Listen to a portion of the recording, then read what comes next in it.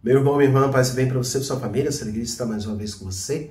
Hoje, dia 29 de outubro, com o Catequese em Gotas, falando sobre a carta aos Romanos. A Esperança Não Decepciona, texto base, edições CNBB. O início dessa parte nos remete ao livro do Gênesis, com alusão à transgressão dos primeiros pais que encontraram, descrito em Gênesis 3. O apóstolo Paulo recorda um dado de fato, comum a todos, visto que todos são marcados por este pecado dos primeiros pais. Ele declina as linhas essenciais do pecado original, com o intuito de colocar em evidência o próprio Jesus Cristo. Nesse sentido, o Papa Bento XVI comentou assim: é preciso, para enfatizar o dom incomensurável da graça em Cristo, que Paulo menciona o pecado de Adão.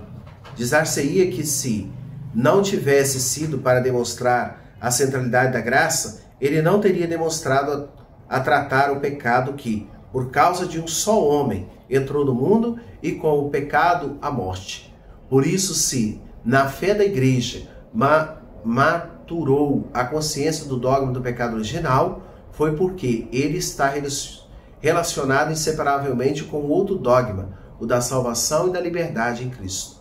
A consequência disso é que nunca deveríamos tratar o pecado de Adão e da humanidade separando-os do contexto salvífico, isto é, sem os excluir no horizonte da justificação em Cristo.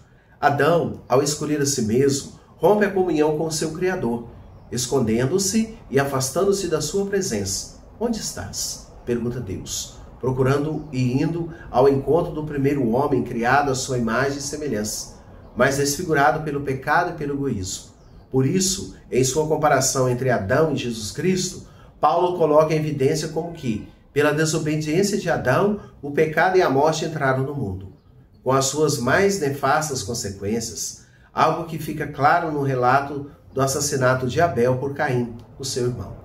Neste terrível episódio do Gênesis, testemunhamos que não só a morte é uma consequência da desobediência dos nossos antepassados, mas também fica claro que todo assassinato é sempre um fratricídio. Deve-se notar que a morte a que Paulo se refere abrange um vasto campo semântico, no qual se encontram a morte física, a morte interna e moral, e ainda mais drasticamente a ruptura de qualquer vínculo de comunhão com Deus e com os irmãos e irmãs. Padre de Souza para o Catequese em Gotas. Deus abençoe do Pai, Filho e do Espírito Santo. Amém.